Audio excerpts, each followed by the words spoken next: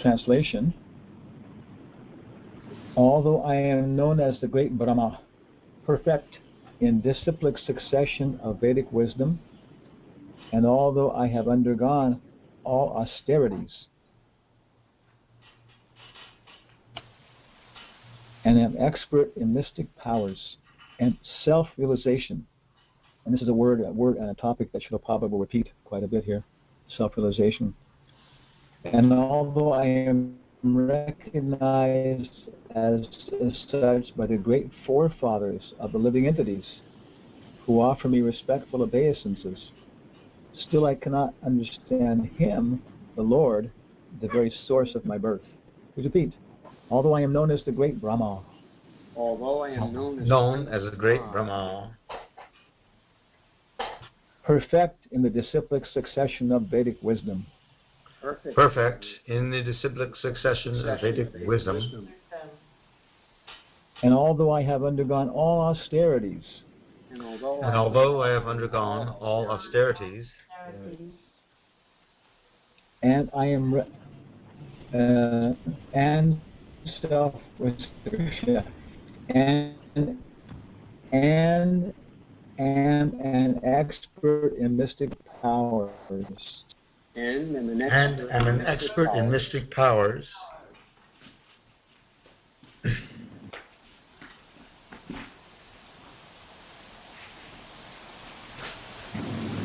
And self-realization. And self-realization. I've got about a 2-second delay. And although I am recognized as such by the great forefathers of living entities. And although I am recognized as such by the great forefathers of the living entities, still I cannot understand Him. Still I cannot understand Him. The Lord. The Lord. The very source of my birth. The very source of my birth. Yeah.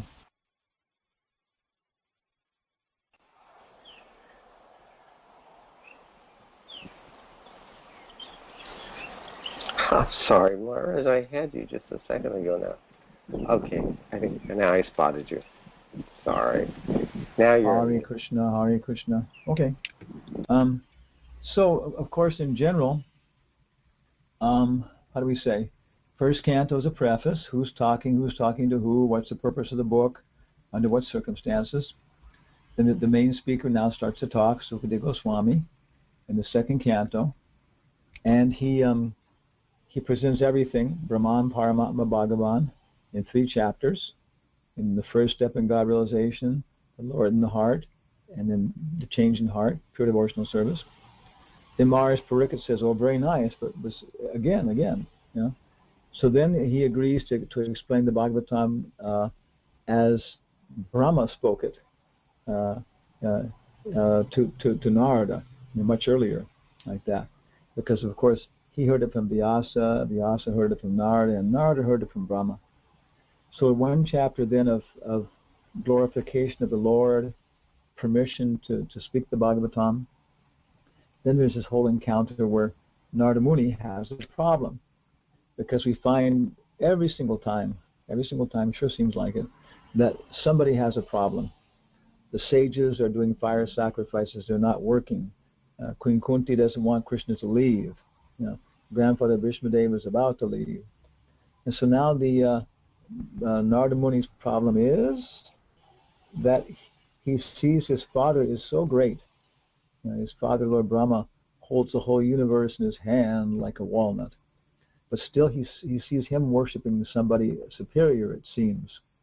So Lord Brahma says, yes, you know, unless you knew about Lord Vishnu, you might think I was the supreme.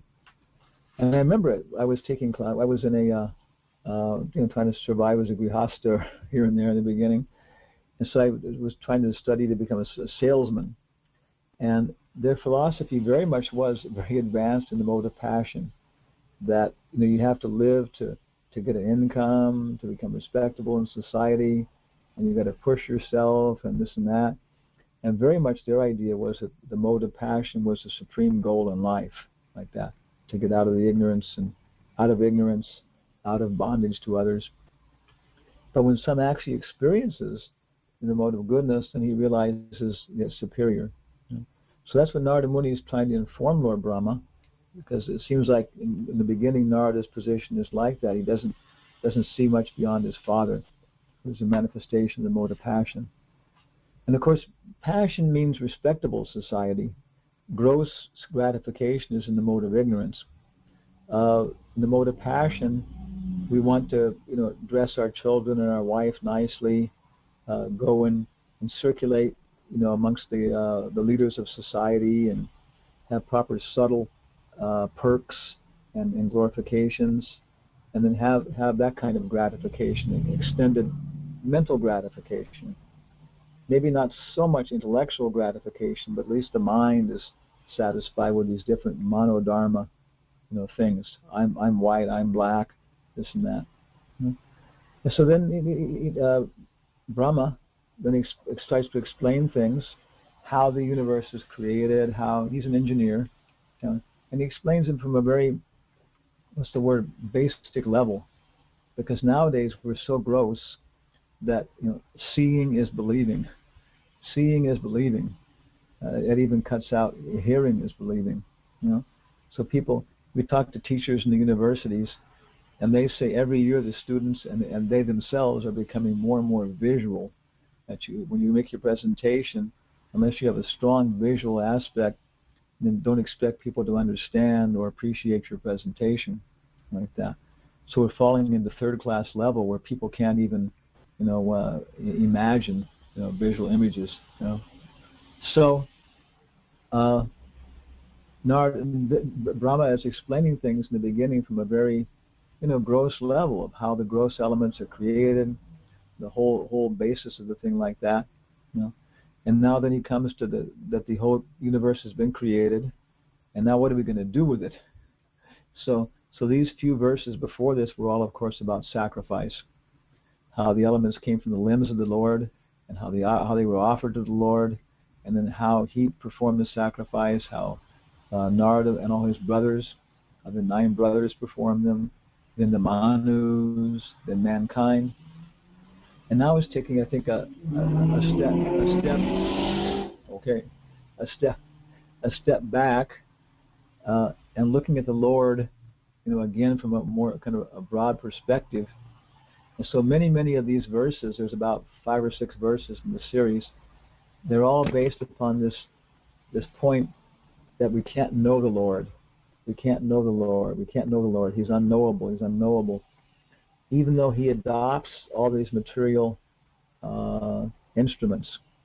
He's always transcendental, but he adopts the modes of nature. He does this and that, And it's a very common presentation. And don't think because the Lord's in the deity form you know him. Don't think because the Lord has given certain material system, that you know him and you control him. No. And so here he's giving a very specific set of qualifications that he has, and he's pointing out how this is not enough for him to know. Let's go ahead here with the purport then. Okay. So I hope you can see this, everything okay. It takes a little bit of a delay. I'm using I discovered how to use my cell phone as a hotspot. So I'm burning up my data. But it's convenient, but I think it's going to be okay. Purport. Brahmā, the greatest of all living creatures within the universe, is admitting his failure to know the Supreme Lord. Despite his vast learning in the Vedic wisdom, okay, there's one, okay, despite his austerity, penance, mystic powers, and self-realization, and despite being worshipped by the great Prajapatis, the forefathers of living entities. This is something Prabhupada does many times, no? He'll actually just paraphrase the text in the beginning of his purport. So very list. He has all these different qualifications. What more can you have? Scientists, of course, our way of knowing, we're talking about epistemology now. Many times philosophers, they divide philosophy into 3 categories: epistemology, ontology, and praxeology.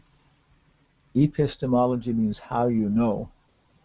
Episteme means the ground upon which you stand. So epistemology is how do you know? And then ontology is the ultimate nature of things. What can you know? Kshetra, kshetrajna, yapi. So in that chapter in the Bhagavad Gita, the conclusion is that the knowable is the super soul. Everything else is changing, but the super soul within all this manifestation is knowable. Doesn't mean you can love him. There's sat and chit with the super soul, but there's no ananda.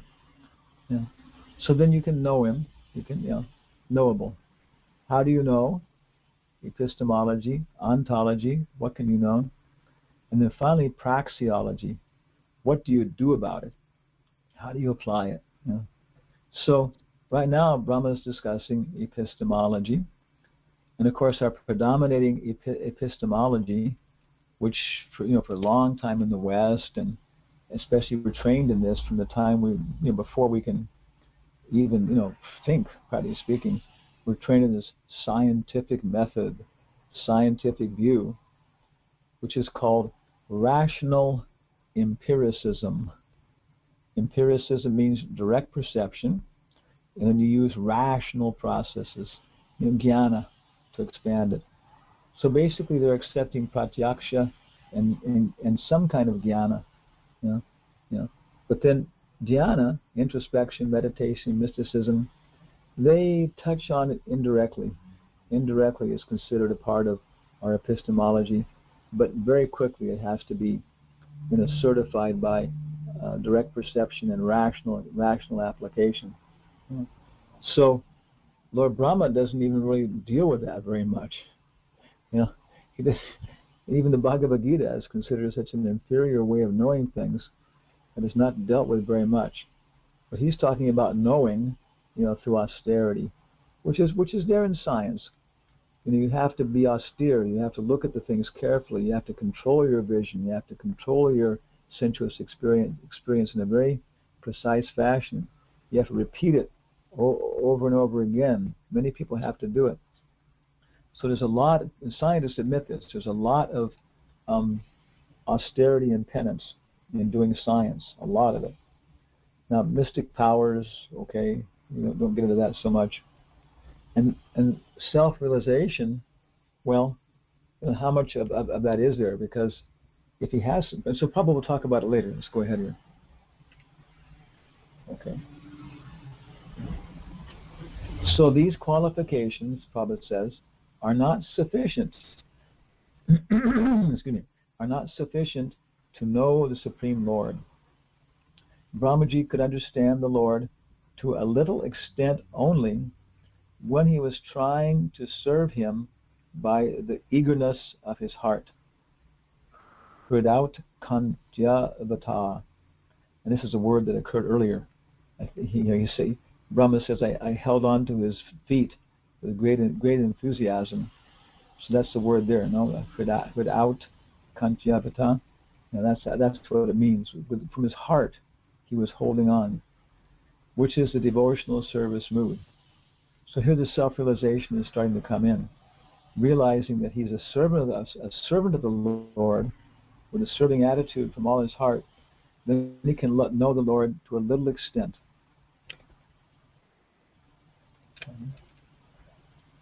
Therefore, the Lord can be known only by the sincere mood of eagerness for service. My goodness. And how can we know anybody? How can we know anything? There's I mentioned it before, there was one university used to do, I'm not sure if they still do it, it was on the East Coast, what's it called, Nobel Laureate Conference on Aesthetics. That's beauty and science. And the proceedings were very interesting. They had Heisenberg and other people, and Nobel laureates would then make their comments about how beauty fits into science. Very nice topic. And they were, making this point that somewhat of a service attitude was coming in, of appreciating nature and glorifying its beauty. So but where is that? It's not there in our modern epistemology. It's so mechanistic, so we want to control things by mechanistic fashion, a mechanical fashion, by very brute, gross fashion. So many manifestations of this, idea. Control nature by sterilizing the soil, and then by artificially inseminating nature with metal tools to inject seeds, then artificial irrigation, artificial pesticides, and then harvesting with machines, and then distributing with machines, and then genetically engineering artificially. So our control of nature, there's no love, no eagerness to serve in a serving mood.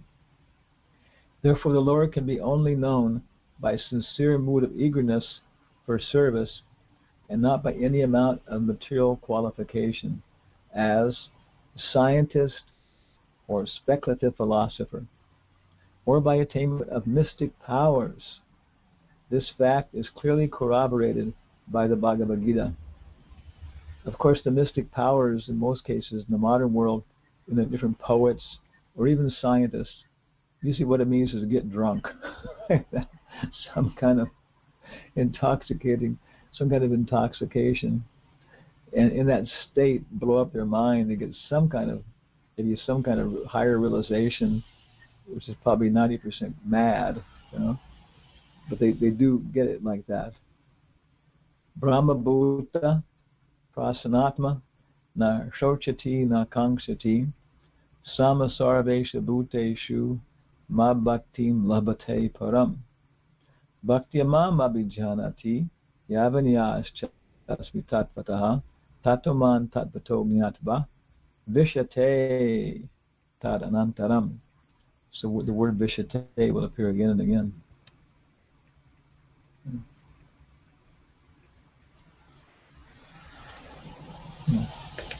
Prabhupada says then, only self-realization by attainment of the above high qualifications of Vedic wisdom, austerity, etc., can help one on the path of devotional service.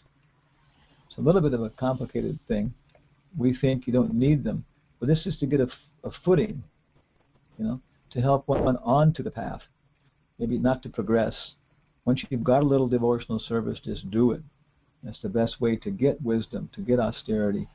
But if you're not there yet, then if you're actually a nice person doing austerity, cultivating wisdom, and getting high qualifications, being a very respectable person like that, Socrates, maybe Confucius, then that will help you onto the path of devotional service.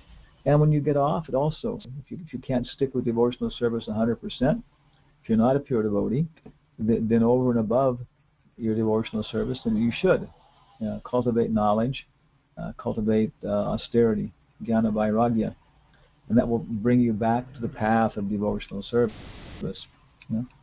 But failing in devotional service, one remains still imperfect, because even in that position of self-realization, so here self-realization seems to be the beginning of aham brahmasmi, and then to realize one's relationship to the Paramatma at that level, realizing one's relationship to Paramatma, and realizing samasarvesha bhuteshu, that all living entities, are like connected to the same Paramatma I'm connected to. Failing in devotional service, one remains still imperfect, because even in that position of self-realization, one cannot factually know the Supreme Lord. By self-realization, one is qualified to become a devotee. This means like realizing as I go, that's the beginning of a tattva brahmati paramatmati bhagavaniti sabdate yajnatva. And the devotee, by the service mood, bhaktya, only can gradually know the personality of Godhead. So the word for self-realization, that back in the Sanskrit, word by word, was samahitaha. Samahitaha.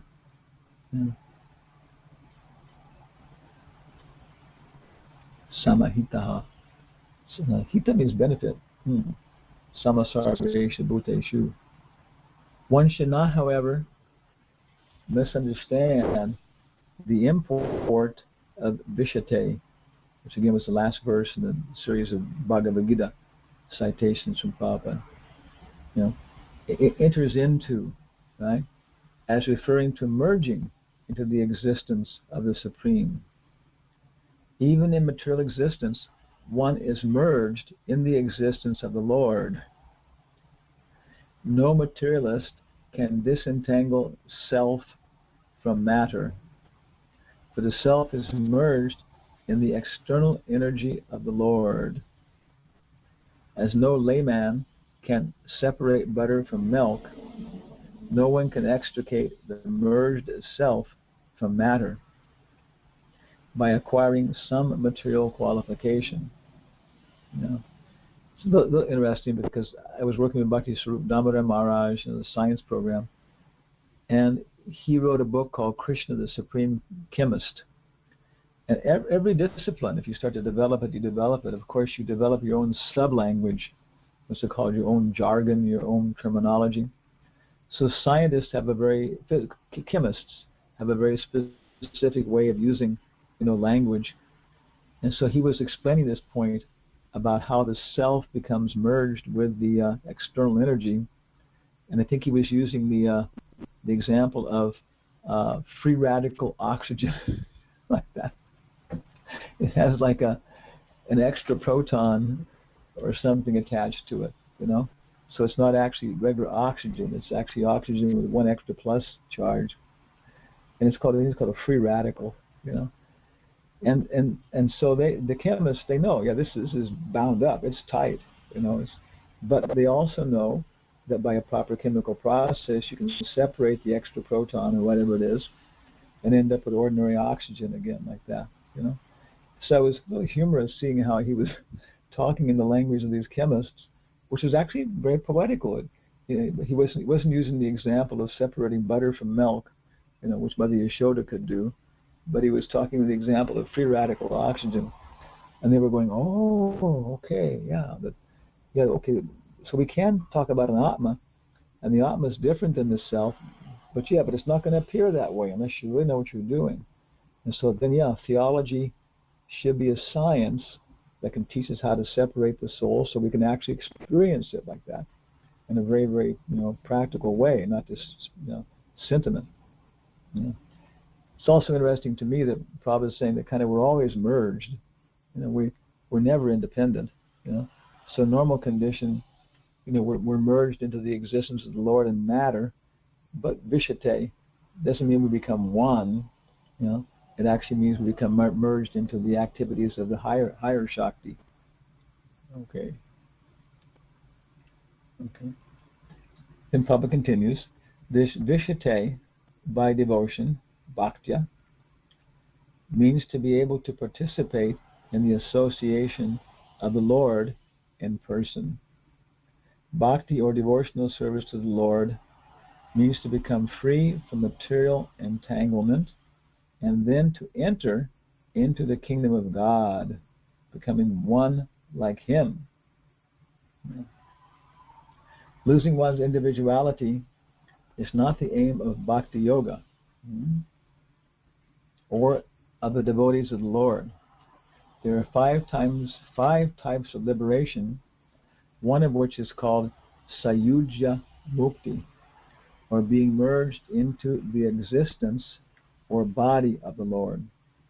The other forms of liberation maintain the individuality of the particle soul and involve being always engaged in the transcendental loving service of the Lord. Of course, we're trying to do this Bhakti by Baba program, and we're on our group is on the last year now, finally. And there's certain verses, key verses to memorize, and this is one of them. I can't find it right away. Tashyara Vinda. Yes, it's going to be from Kapil Dev's instructions. Yeah. Well, I can't remember what it was. It talks about the different levels like that. Salokya, Sarsti, Samritya, Sampasaha. But it's interesting because it starts off with, I think, Salokya, which means we're coming from outer space towards the Lord's planet. You know? And then next, I think, is Sarsti or something, which means that once you're on the planet, then of course we enjoy the same opulence. If you get the visa to the United States, you can enjoy the opulence of America like any citizens. So next is the same opulence as the Lord. The next one is, okay, then you actually meet the Lord himself, so then you have the personal association of the Lord. Okay. But then you actually start to even look like him. So the way it's presented like that is a whole series of verses going from this, the same planet, the same opulence, personally meeting him, and actually even appearing like the Lord, like that, so on. Where is that? Should be in my verse list, but it's not here. Oh, yeah, there it is. 329:13. This is part of our work in the Bhakti Vaibhava, developing a nice Bhakti Vaibhava verse book. Because there's some verses that Prabhupada quotes more, some he quotes less. Some are in the first 6 cantos, and then some are quoted in the purports a lot, so we should also know those. 329:13. Salokya sarsti samyapya sarup aikantvam apiyuta diyamanam nagrinanti dinamat sevanam janaha. That even if devotees are offered any of these liberations, they won't accept them if they don't have a chance to serve Krishna.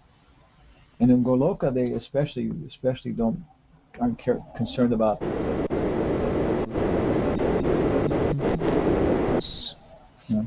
in any of these kinds of liberation. Maybe they'll accept them if it's useful for their service, but they're not really concerned about them.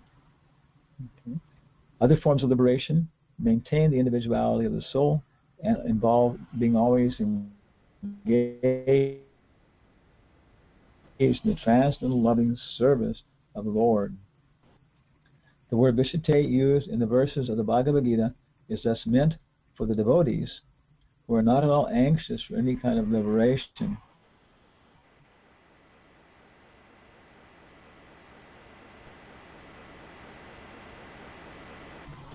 The devotees are salvation. Lord Brahma is the first living being who directly learned the Vedic wisdom from the Lord. Teni Brahma Hrida Adi Kavaye.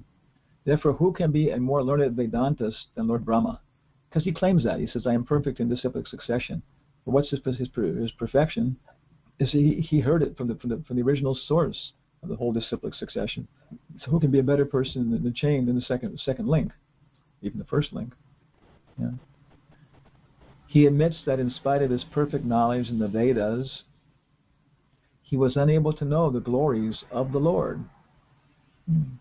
Since no one can be more than Lord Brahma, how can a so-called Vedantist be perfectly cognizant of the absolute truth? The so-called Vedantists, therefore, cannot enter, where is it here, into the existence of the Lord without being trained in the matter of Bhakti Vedanta, or Vedanta plus Bhakti. Vedanta means self-realization. So again, the word self-realization. And Bhakti Vedanta means realization of the personality of Godhead to some extent. So clear that self-realization here is talking about this, about Brahman and maybe Paramatma. Yeah. No one can know the personality of Godhead in full. Not even Krishna can know himself in full. But at least to a certain extent, one can know the absolute truth, the personality of Godhead, by self-surrender and a devotional attitude, and by nothing else.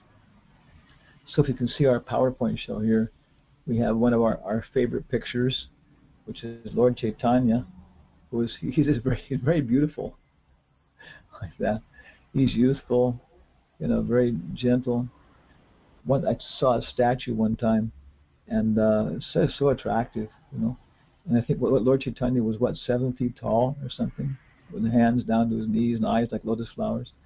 And you see some people, and right away you realize this is a very aristocratic-looking person, you know. And maybe they have bad qualities, but still their body is just karma just carrying them. They have to be. So immediately when people would see Lord Chaitanya, they would realize, well, he must be a Brahmin. Doesn't have the heavy, gross musculature of a Kshatriya, fine qualities, but also very big. It's generally agreed in psychology that bigger people are more intelligent than smaller people. This is, psychology has a big problem in measuring intelligence. But one general principle is kind of works out that bigger people are more intelligent than smaller people. Not universal, obviously. And that's why I see one lady professor, she was saying maybe this is in some ways why men score higher on a lot of these intelligence tests, because usually they're bigger than women. So of course, if you're storing your memories in terms of your gross body, which we do generally, we link. You see people when they try to remember something, they'll look up. They had to break the physical contact, or also have to adopt a certain posture or move their hands in a certain way. So many times we link our memories, which of course is one of the biggest signs of intelligence, and our thinking abilities in terms of our body, being able to dance, being able to adopt certain postures. So if you've got a bigger body, then of course you can have a bigger memory. So anyway, Lord Chaitanya in the center of the picture here. This is from Adi Lila chapter 7. He's with all the sannyasis in Varanasi, and headed by Prakashananda Saraswati. So they were all Vedantists, and most likely they had realized Brahmā in many cases. They were strict, they weren't cheating, and they were doing austerities, And so they were in a good position in many ways. And of course, it's a very wonderful dialogue about how he preached to them, how he got them to appreciate Bhakti Vedanta, and in the end, they accepted it. At that point, they became eager to go ahead. So it's a very, very nice preaching platform, trying to engage these highly qualified, austere people and going from Vedanta realization to Bhakti Vedanta. In the Brahma Samhita also, it is said, Vedeshu Durlabham, or simply by study of Vedanta, one hardly can find out the existence of the personality of Godhead. Vedeshu Durlabham. But the Lord is Adurlabham Atma Bhaktau, very easily available to his devotee. Simply Srila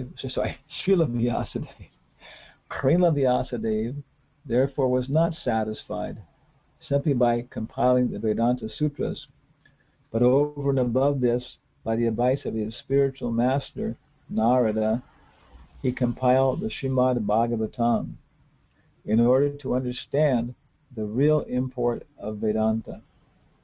Srimad Bhagavatam, therefore, is the absolute medium by which to understand the absolute truth.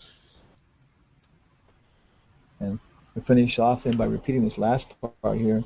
Srimad Bhagavatam, therefore, is the absolute medium by which to understand the absolute truth. And so, of course, this is the very means of conquest, is Srimad Bhagavatam. In that Nectar of Devotion, Srila Prabhupada says that the duty of the spiritual master is to teach Srimad Bhagavatam to his disciple. What's his name? Vyasadeva, Chaitanya Mangala. He's anyway, from Lord Chaitanya's pastimes. He's the Vyasadeva of Lord Chaitanya's pastimes. He says, my only desire is to have to study Srimad Bhagavatam life after life with Lord Nityananda as my teacher. Like that. It was popping in and out of my memory. Okay. So this is our whole goal then, to arrange somehow or other so we can hear Srimad Bhagavatam at the beginning of each day, and then apply it and examine it and reflect on it during our day as devotees in our service to Krishna, and let it penetrate deeper, distribute it to others, and of course in the evening come back and then reflecting upon that experience. So full morning and evening program like that. And that's just about all of our presentation then. And maybe so that people have some comments and so on about these verses, and also maybe about this point especially about how to be able to take advantage of Srimad Bhagavatam more and more. Thank you very much. Maharaj, I have a poor connection. You probably hear me all choppy, but I unmuted everyone. No, your connection is very clear. It's not at all choppy. Oh, really? Okay. Brilliant presentation, Maharaj. I appreciate it very much. Anyone have any questions or comments?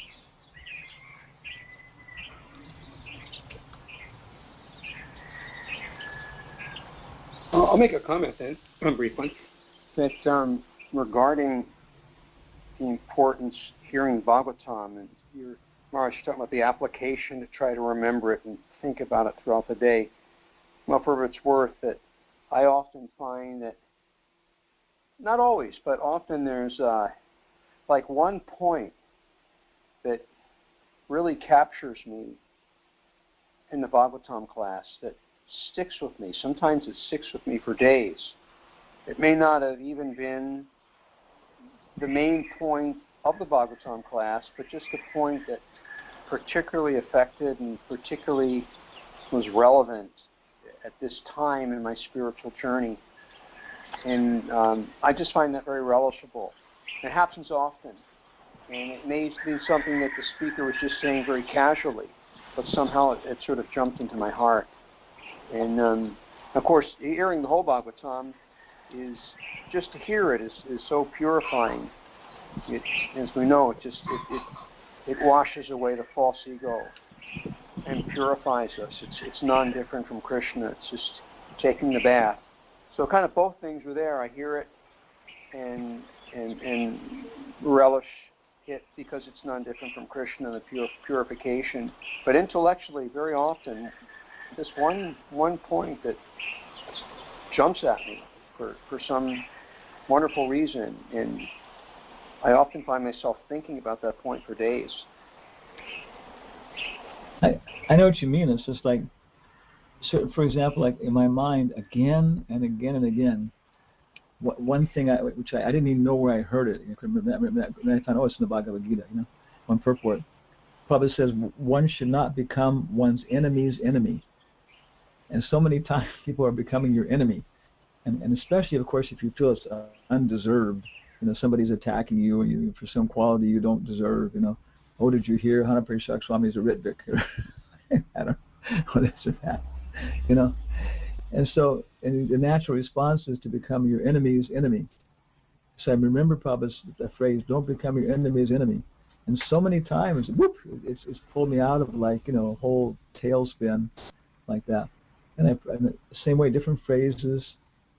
And I think the other side of it is that the intellectual side, in a more complete package where we discussed the more intellectual, broader thing, I don't think we don't think about that so much. It saves us.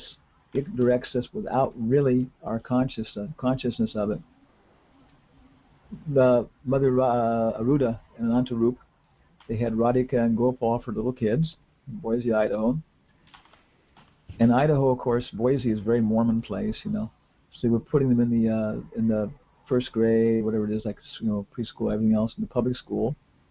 And the teachers were very friendly, and they were very, interested and curious. And they said, okay, we'll make sure the little friends don't give them meat to eat and that kind of stuff.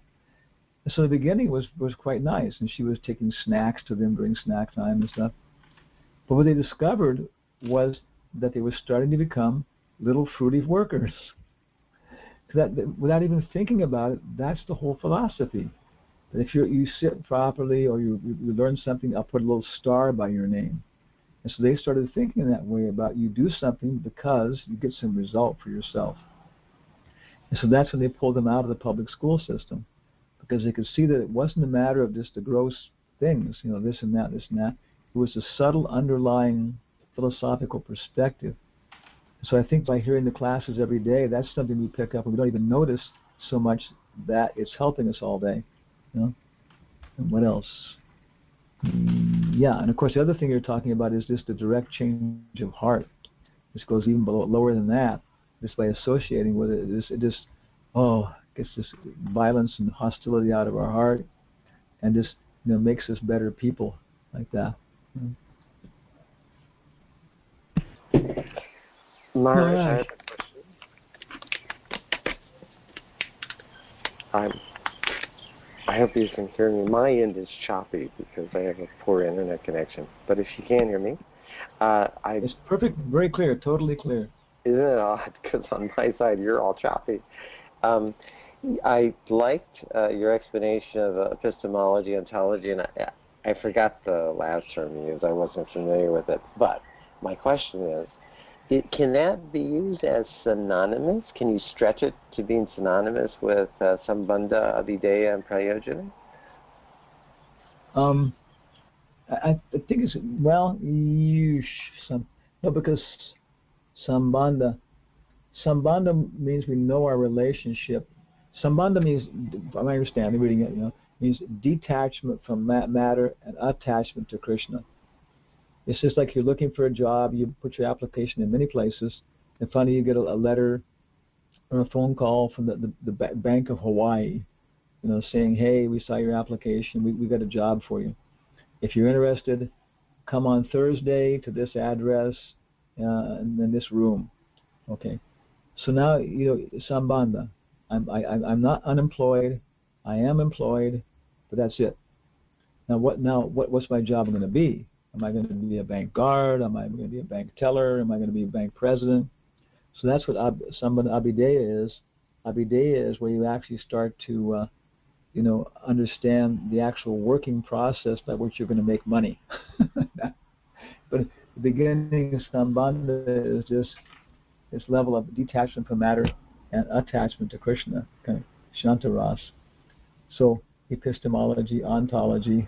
I would say ontology also goes to that level, and then in the praxeology, praxeology is where you're starting to get to Sambandha Abhideya, like that. And then the Western philosophy doesn't talk about prayojana, so much exactly. A little different, seems like to me. Maharaj, where did you get "Don't become your enemy's enemy"? It's in one purport. I remember, like one of the saying was rolling around in my head, and then in one of my reviews of the Bhagavad Gita, I saw it's in one purport, I think it's the point where austerity of speech, austerity of this, austerity of that, shows up. I just kind of remember where it was, but it was in the purport, Bhagavad Gita. Maharaj, okay. Hare Krishna, this is Mahesh Prabhu. Have a question for you. Hi, Haribol. Haribol. Now, you were mentioning that there is 5 kinds of liberation. One of them is merging into the Supreme, but the devotees are not interested in any kind of liberation, isn't it? No, the Sayujya Mukti. No, that's the one we don't like that, because we become one with the Lord. It puts a permanent end to devotional service. But the other ones, Sarsti, Samipya, Salokya, those occur in Vaikuntha, and Vaikuntha Vasis they aspire for those. They aspire to live on. They aspire to go to Vaikuntha. It's the same plant, Salokya. They aspire to have the same opulence as the Lord, Sarsti. They aspire to have the same bodily features as the Lord, Sarupya. And they aspire to have the same what's the word, Samipya, to have a direct association then with the Lord, like that. But the Golokavasis, they don't even care about those so much. They don't want those kinds of liberation, because they're experiencing this intimate, intense, personal, interaction with Krishna, which surpasses even those. But it's also a kind of liberation. The cowherd boys are much more liberated in their dealings with Krishna than his servants, and Mother Yashoda is even more liberated in her dealings with Krishna, than the cowherd boy. She ties Krishna up, and Balaram comes and he sees this, and he wants to to kill whoever did this, And they say, "Oh, Mother Yashoda does it." And he says, "Oops," like that. Yeah, I can't untie him then, because Mother Yashoda did it. Oops, if I untie him, then I'll be in trouble. So she's even in a more liberated position in dealing with Krishna than Balaram in that sense of Sakya Ras. So there is nothing wrong with the different kinds of liberation. It's just that there are different levels of liberation. Exactly. Yeah, they're liberated. I mean, the gopis, of course, are the most liberated in their dealings with Krishna. They can say things to Krishna and deal with him in a way that even Mother Yashoda wouldn't deal with him. So if someone wants to merge into the Supreme, that's their business. Then that's whatever they want to do. That's fine. Compared to merging into the material nature, is a step up. Mm. That's what you do. You want to take drugs to make yourself stupid. You're not satisfied. You're frustrated in your life. So okay, my work's over. Oh my God! Now I can go in my club and I can start drinking and I can start merging into all this kind of weird, nasty stuff. And forget the other stuff. So it's better than to merge into the impersonal. You can advance. You can go when the Sankirtan parties go from Vaikuntha to the material world. They pass through the Brahma Jyoti, and sometimes people there merge into that level. They hear the kirtan, and then they progress then, from the impersonal Brahman to the higher level. So you can also do Sankirtan in the Brahma Jyoti. Mm-hmm. Which maybe your experience. I found your quote. Yeah. I found your quote. Yeah, it was from Bhagavad Gita, 12th chapter, text 13 and 14.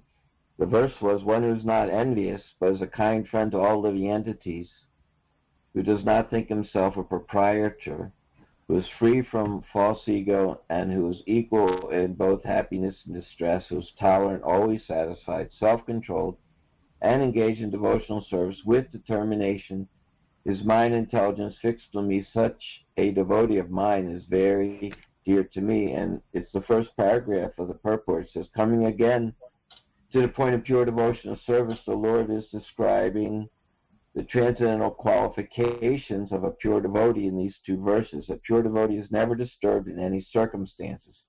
He is not envious of anyone, nor does a devotee become his enemy's enemy. He thinks, this person is acting as my enemy due to my own past misdeeds, so better to suffer than to protest. Tatenu Kampam. I think that's the one you were referring to. Yeah, it sounds right. About right. Although I have a suspicion, Prabhupada may also mention it a couple times, other times too. But that sounds the one I was. Also, it's nice to hear the whole verse. Mm-hmm. That's one thing I've noticed now that sometimes my attitude was before, okay, someone's quoting a verse, but now it's like, even though it's like kind of like impersonal, I stop and I focus on it because I know. Accepting it into my intelligence and my memory will allow me to remember the whole thing later on, like that. So I'm opening up, I'm surrendering more to hearing verses, and trying to accept them even though I don't remember them perfectly. Shastra.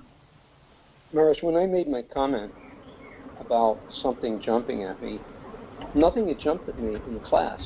It was a lovely class, but nothing really jumped. And then it happened. So I want to mention it when you were asking Mahesh's nice question about merging into the Brahman, and you mentioned something I've never heard before. I've never heard it stated that way.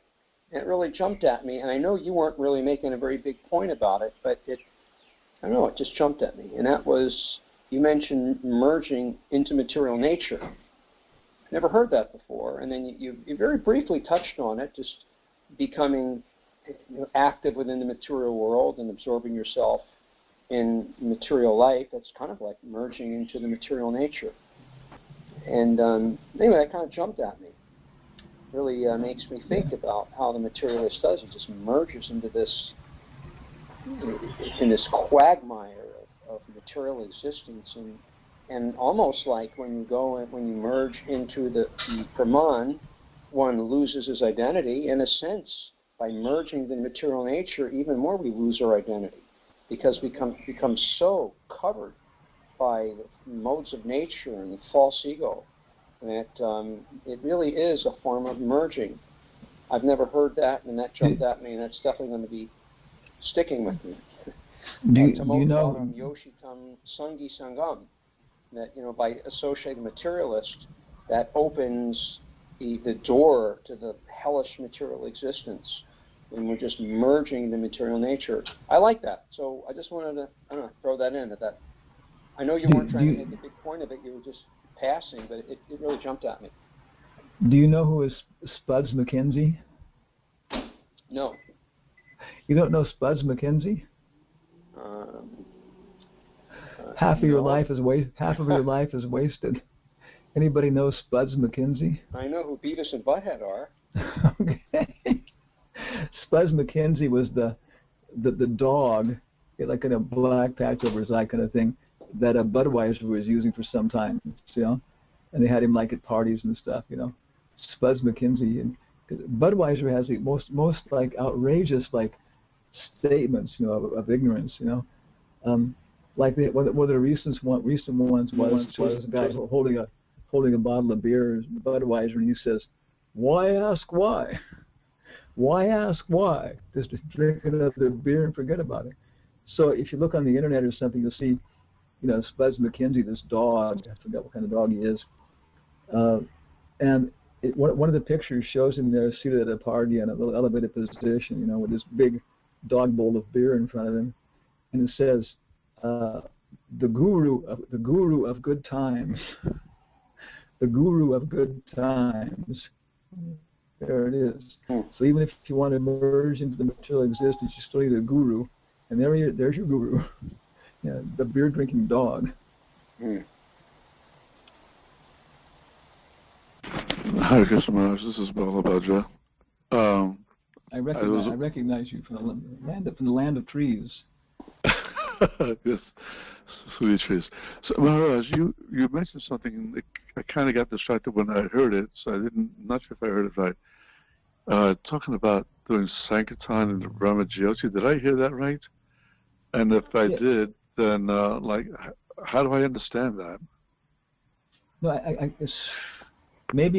can't remember where it's from. I think it's also mentioned in the Brihat Bhagavatamrita, but also somewhere in Prabhupada's books or something. Actually, it's in my notes someplace. I can dig it up. If you want to pay me enough, I could dig it up. But Prabhupada says, that people who are merged into the Brahman effulgence, a level of consciousness, and that they achieve that level of consciousness of impersonal identification with Krishna's effulgence, the Brahman. He said, sometimes when the Sankirtan parties pass from Vaikuntha to the material world, doing kirtan, chanting Hare Krishna, then these yogis or these guys merge in the Brahmana effulgence. They hear this, and then they make further progress to Vaikuntha. So you can go from the Brahman on up to Vaikuntha. And so, and we get this kind of thing, like someone like Mahesh or something, maybe doing music programs with people who are peaceful, free from material attachments. And they're in this position of actual nice people, calm, peaceful. And so you have to go there and you have to present things in such a way, the kirtan in a very peaceful, non-material fashion. Whereas we may present the kirtan as like being a good source of adrenaline. Haribol Prabhu was a good kirtan. I was sweating with that. My adrenaline increased, Haribol. You see that sometimes. And that attracts certain people. But these people, they'll be totally turned off, because they want a kirtan which is free, from all material gratification. So you get to present it that way very nicely. And then, if the real content is there, again, what's the word, like Makaranda Vayu, the four Kumaras, they're an example of this, and Sukadeva Goswami was an example of this.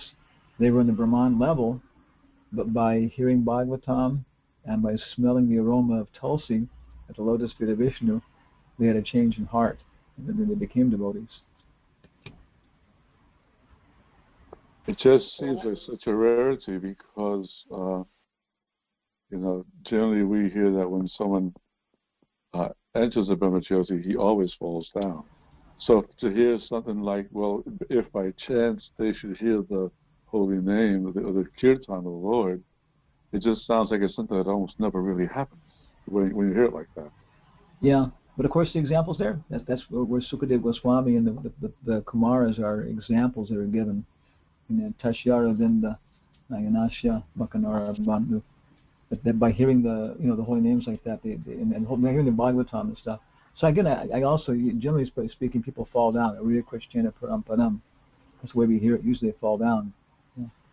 But, I don't know what percentage like that. But definitely the possibility is there. And if you meet people like that, and maybe even ourselves, by engaging in devotional service, Shambhatam Swakata Krishna Krishna Punya Shravana Kirtana, we become like that. And we may, have some connection to Krishna as a person, this and that. But really, we're into devotional service because it gives us a relief from anxiety, from all the problems we have and the worries we have. So then also, we're looking for, kirtan and, and deity worship in the mode of pure goodness at that point.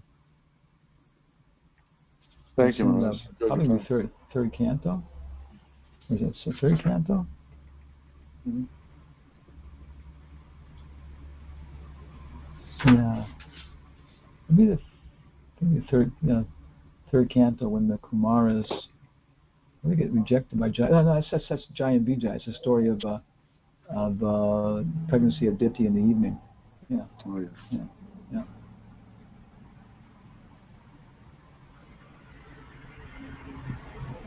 Hare Krishna Maharaj, thank you for giving class today. Oh, thank you for listening, in spite of my disqualifications. I'm giving a little bit of a choppy reception today, so I don't know how well you can hear me, but I was wondering if you could help me work through something. In today's translation, there's a small clause left out on the one that you read on the screen compared to the book that I have, which is an original, I guess, maybe. It says,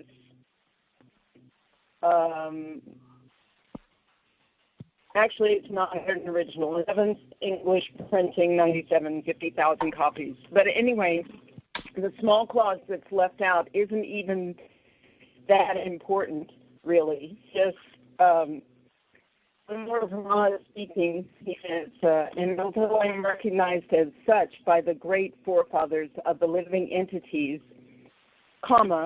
who offer me respectful obeisances, still I cannot understand him, the Lord, the very source of my birth. So the very small clause that was taken out, and it's not that big of a deal, I guess, but to me, it's huge. Like, if Srila Prabhupada put it there, why has it been taken out? So, I struggle with this every time there's a discrepancy. So I was wondering if you could just say something to me to help me get over it. Yeah, what's the word? Is a whole exegesis or something like that, exegetical. It's a whole thing about how to interpret scriptures, how to add them in, how to take them out. And there's a very, very nice thing on the BBT. One guy, not BBT, the BBC. One guy goes through like the Gospels, and which Gospels were permitted and which Gospels weren't permitted, and basically, nobody really knows what Jesus said to a large degree. It's the same with Buddha. Lord Chaitanya, we have a lot more information, people with writings and stuff. But after Jesus disappeared or something, people are running here and there. They have notebooks. He's coming back any day. And so then different Gospels, evangelicals were developed, Matthew, Mark, Luke, and John. But there's also one by Thomas. There's also one by Mary, and maybe another one like that. And they have different perspectives, different information, and they were all circulating. And at some point they started to formalize things and decide what should be included, what should not be included, and definitely seems to be very, strong political perspectives on it. And things were even banned, And so finally, some of the ones the apocryphal Gospels were just lost. Then maybe about 60 years ago or something, some guys were digging for a well, and they found bones of an old corpse. They found a jar, and they found the 3 apocryphal Gospels there. Okay, so on. And so then, more information, more cross studies. So it's a big area, not just in us. It's nothing new, and so it's not surprising that it's going to be there. And so it's a big point. I mean, I've done my investigation, and some people will on one side will say, now Prabhupada's books are simply poison. His new books are milk touched by the lips of a serpent. On that extreme. Other side will say that no, that the corrections that have been made have eliminated big mistakes and that kind of confusion. And so actually, I was talking to what's his name, Dravida, yesterday, and it seems like basically he and Jayawita Maharaj at this point make most of the decisions about changes, but they publish them. Now, as far as I know, they're all published on a source site there. And myself investigating them, there are maybe some changes which I don't agree with, but nothing seems to be so major because Prabhupada repeats the basic points over and over again. And so the basic points are clear, the process is clear, and if you follow it, then you'll have sufficient insight and intelligence to be able to distinguish things which aren't true. Because the Bhagavatam only talks about reality. And so because of that, as you begin to know reality, by purification, then you'll be able to see this is not quite right, And other than that, some of the other changes, they're just definitely mistakes. And some of them have caused problems in people understanding our philosophy. And other than that, other ones, probably, as Prabhupada said, they make Prabhupada not look proper, so on. So that's my perspective on it, and a specific change like that, I don't know what was added or what was taken out.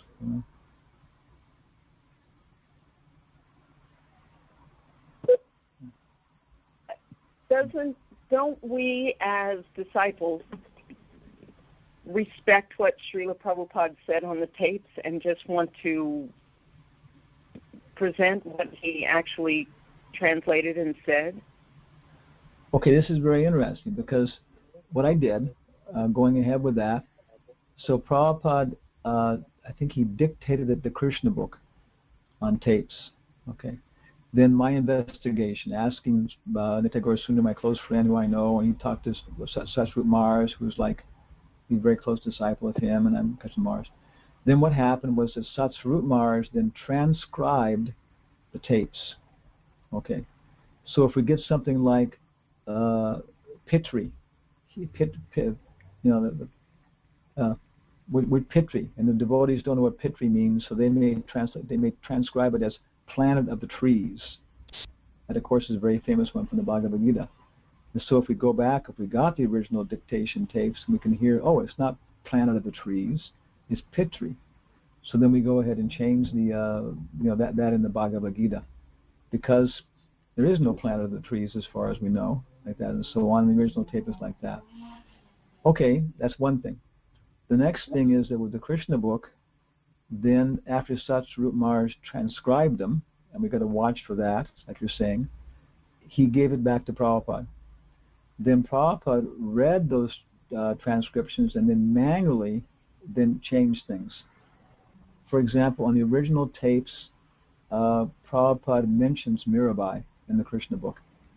Now, as far as I know, the devotees didn't know almost anything about Mirabai. There was no reason for them to exclude her. But at that point, when it came back, I have a suspicion at that point Prabhupada himself, eliminated Mirabai because, she's a little bit controversial to understand and stuff like that. So there's the tapes themselves start to be a little bit tricky because sometimes then Prabhupada himself edited the transcriptions like that.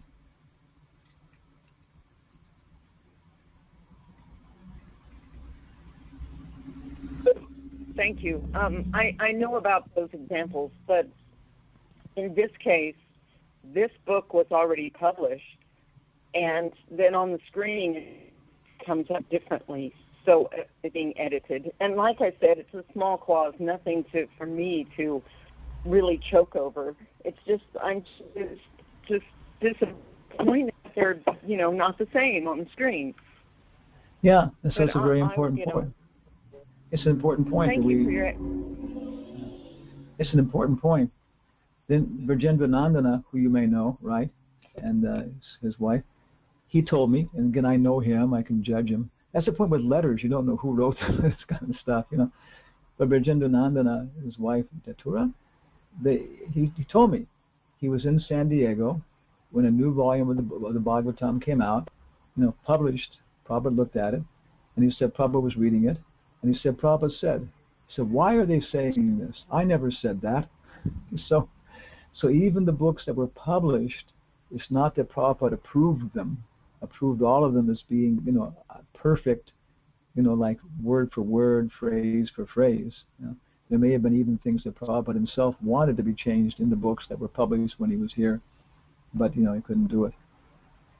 But the main thing is redundancy, is that the basic points are repeated so often in so many perspectives that, and if we apply them, then we'll become self-realized, and we'll be able to recognize this is an important point. I should take some effort to contact the editors and fight for this. I guess you should go here. I'm actually burning up my data for the month. So thank you all very, very much for your association. These classes are so much help for myself. Okay? Hare Krishna. Haribu. Marvelous class, Maharaj. Thank you very much. Thank you very, very much. Haribol. Thank you, Maharaj. All glories to Srila Prabhupada. Hare Krishna. Haribo. Haribo.